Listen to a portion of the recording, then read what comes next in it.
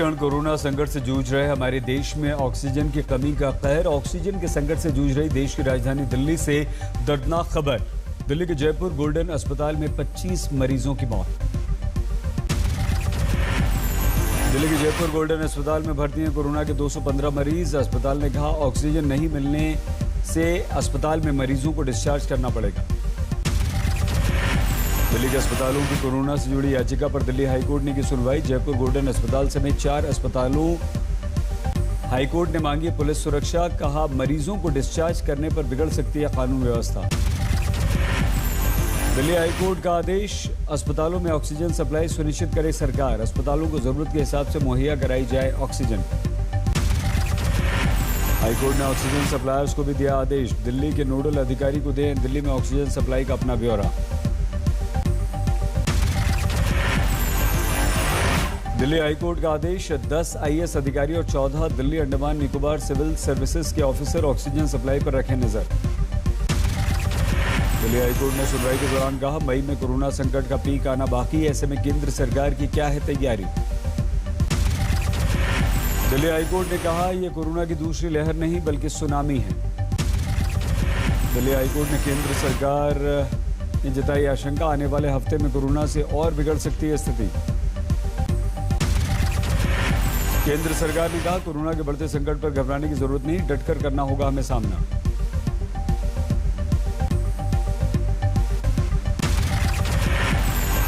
दिल्ली का गंगाराम अस्पताल भी ऑक्सीजन की कमी से जूझ रहा है। पिछले 48 घंटों में गंगाराम अस्पताल में ऑक्सीजन की कमी से 25 कोरोना मरीजों की मौत हो चुकी है। दिल्ली के बत्रा अस्पताल में आज सुबह से गहरा गया ऑक्सीजन का संकट। अस्पताल में भर्ती हैं 350 कोरोना के मरीज। दिल्ली के माता चानन देवी अस्पताल में भी ऑक्सीजन की भारी कमी। 200 से ज्यादा कोरोना पेशेंट यहां पर भर्ती हैं। दिल्ली के एलएनजेपी अस्पताल में मरीजों के लिए जगह नहीं है। पीड़ितों के साथ परिजन भी अस्पताल के बाहर बेहाल हैं। अमृतसर में एक प्राइवेट अस्पताल में ऑक्सीजन की कमी से कहर। 5 कोरोना पीड़ितों ने तोड़ दिया दम।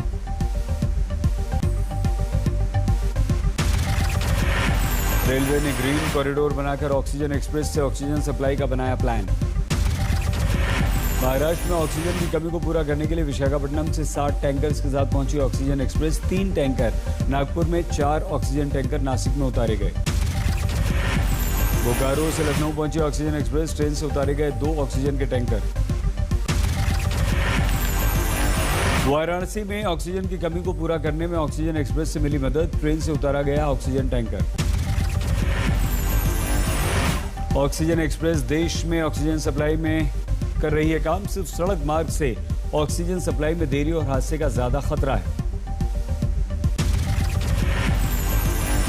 हमारे देश में कोरोना का संकट बरकरार है। आज तीसरा दिन भी 24 घंटों में कोरोना का आंकड़ा 3 लाख को पार कर गया। कुल आंकड़े 3,46,786।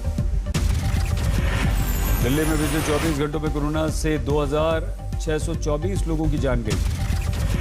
देश में अब तक 1,89,000 से ज्यादा की जान जा चुकी है। कोरोना से पीड़ितों की तुलना में स्वस्थ होने वालों का आंकड़ा बेहद कम है। दिल्ली में अब तक 13 करोड़ 83 लाख से ज्यादा लोगों को लग चुकी है कोरोना की वैक्सीन। गाजियाबाद के इंदिरापुरम में गुरुद्वारे में हो रहा है फ्री कोरोना टेस्ट। लोगों की लगी लंबी लाइन। गुरुद्वारे में जरूरतमंदों के लिए ऑक्सीजन का भी इंतजाम किया गया है। पीड़ित जाकर वहां पर ले सकते हैं ऑक्सीजन। कानपुर में ऑक्सीजन प्लांट के बाहर जुटी भारी भीड़। ऑक्सीजन सिलेंडर की उम्मीद में पहुंचे कोरोना पीड़ितों के परिजन। लुधियाना में रिलायंस इंडस्ट्रीज की रिफाइनरी में ऑक्सीजन का निर्माण। सरकारी अस्पतालों में फ्री, प्राइवेट अस्पतालों में सरकारी रेट पर ऑक्सीजन की सप्लाई। बारामती के अस्पताल में आईसीएमआर की मंजूरी के बाद 140 रोगियों पर परीक्षण। हल्दी काली मिर्च के मिश्रण से बनी दवा है ये। इसे माना जा रहा है इम्यूनिटी बूस्टर। यूपी के नोएडा में वीकेंड कर्फ्यू के दौरान मुस्तैदी की पुलिस। बाहर निकलने वालों से सख्त पूछताछ। भोपाल के जहांगीराबाद में वीकेंड कर्फ्यू का असर। बाजार में पसरा सन्नाटा, दुकानों पर लटके ताले। जहांगीराबाद में बेवजह बाहर निकलने वालों का कटा चालान। वीकेंड कर्फ्यू को लेकर प्रशासन का रवैया बेहद सख्त। कर्नाटक में कोरोना संकट के मद्देनजर वीकेंड लॉकडाउन सख्ती से हो रहा है पालन। केरल के कोझिकोड में वीकेंड लॉकडाउन का सख्ती से कराया जा रहा है पालन। राहुल गांधी ने किया ट्वीट, सद्भाव से केंद्र सरकार से अपील है कि पीआर और अनावश्यक प्रोजेक्ट पर खर्च करने के बजाय वैक्सीन, ऑक्सीजन और अन्य स्वास्थ्य सेवाओं पर खर्च करें। राहुल गांधी ने कहा, आने वाले दिनों में यह संकट और भी गहराएगा। इससे निपटने के लिए देश को तैयार रहना होगा।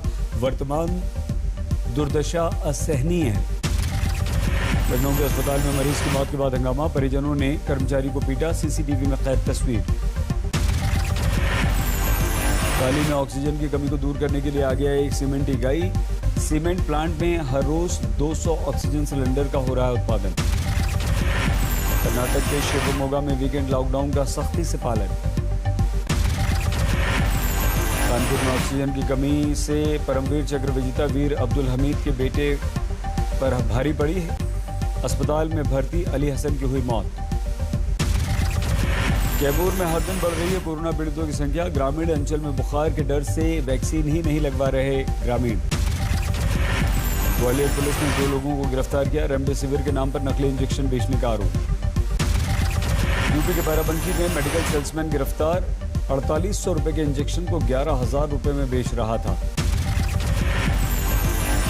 सिरसा में कोरोना टेस्टिंग में भी ठगी, बगैर स्वास्थ्य विभाग की अनुमति के 1150 रुपए में किया जा रहा है कोरोना टेस्ट। कोरोना ने किया बेदम, महाराष्ट्र दिल्ली में एक दिन में 1000 से ज्यादा लोगों की मौत। दिल्ली में कोरोना से एक दिन में रिकॉर्ड मौत, 348 लोगों की गई जान। दिल्ली में तमाम कोशिशों के बाद भी कोरोना आउट ऑफ कंट्रोल, 24 घंटों में 24,000 से ज्यादा कोरोना पॉजिटिव। दिल्ली में एक्टिव केस का भी रिकॉर्ड, पहली बार आंकड़ा 92,000 के पार। आधी रात ऑक्सीजन सप्लाई वॉर रूम पहुंचे मनीष सिसोदिया, कहा हर कॉल जान बचाने के लिए इमरजेंसी कॉल है। बॉम्बे हाईकोर्ट ने ऑक्सीजन की कमी पर लिया संज्ञान, कहा नागपुर में ऑक्सीजन की सप्लाई तो बढ़ी लेकिन रिफिलिंग के लिए खाली सिलेंडर्स की कमी जारी। यूपी में बढ़ रहा है कोरोना, बीते 24 घंटों में रिकॉर्ड 37,238 केस।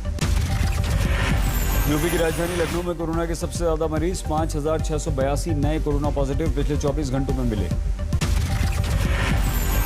दिल्ली से सटे नोएडा में कोरोना के 1064 नए कोरोना पॉजिटिव, 9 लोगों की पिछले 24 घंटों में गई जान। नोएडा के डीएम पीपीई किट पहनकर अस्पतालों का दौरा करने पहुंचे, बेड, आईसीयू, वेंटिलेटर का लिया जायजा। गाजियाबाद में कोरोना के 815 मरीज, कोरोना से 5 लोगों की गई पिछले 24 घंटों में जान। कोरोना से लखनऊ के विधायक सुरेश श्रीवास्तव की मौत, 7 दिन से वेंटिलेटर पर थे। लखनऊ के कोरोना अस्पतालों को रोज 2 बार बताना होगा अस्पतालों में खाली बेड का आंकड़ा, डीएम ने जारी किया आदेश। कांग्रेस अध्यक्ष सोनिया गांधी ने रायबरेली के डीएम को लिखी चिट्ठी, कहा सांसद निधि की राशि 1 करोड़ 17 लाख कोरोना के लिए खर्च कर दो।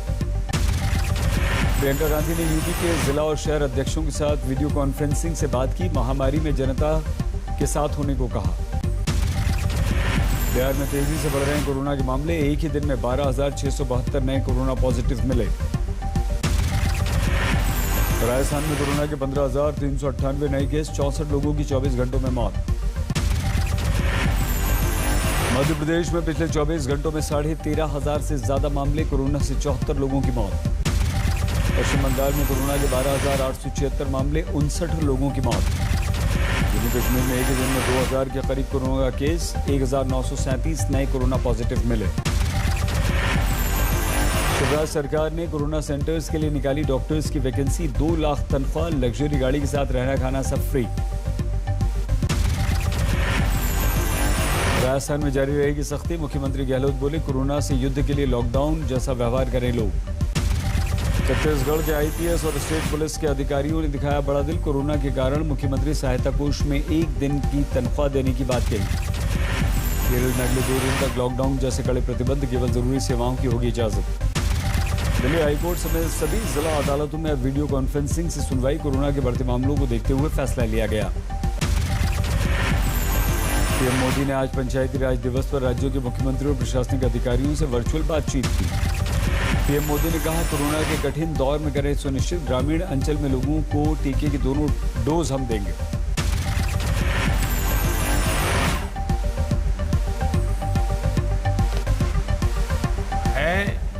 कि गांव के हर एक व्यक्ति को वैक्सीन की दोनों डोज भी लगे।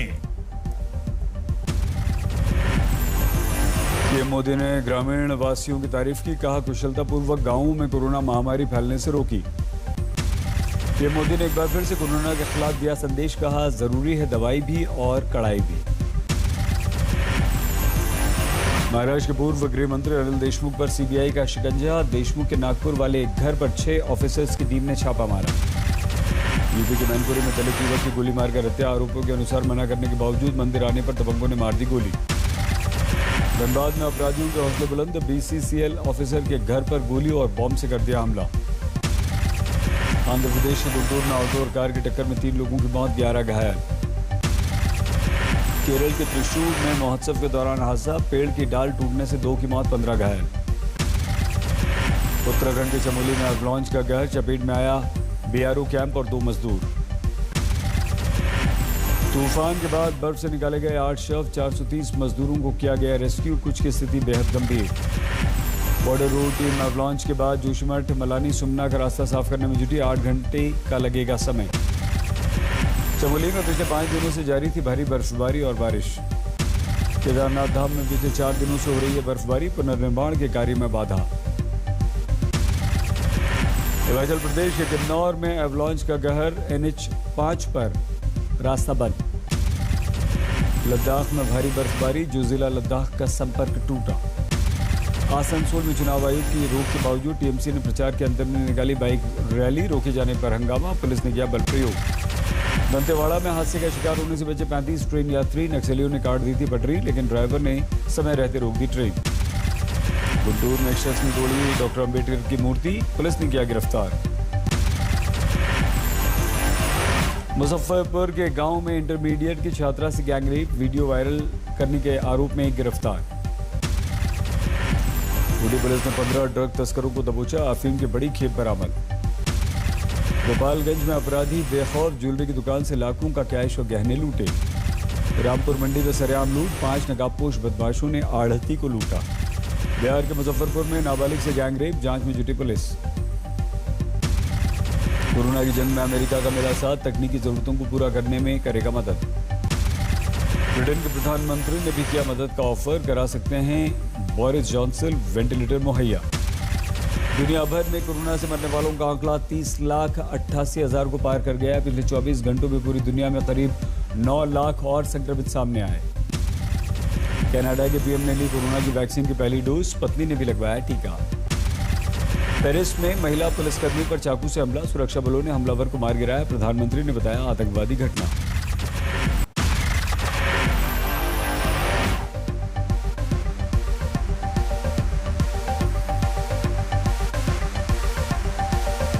देखिए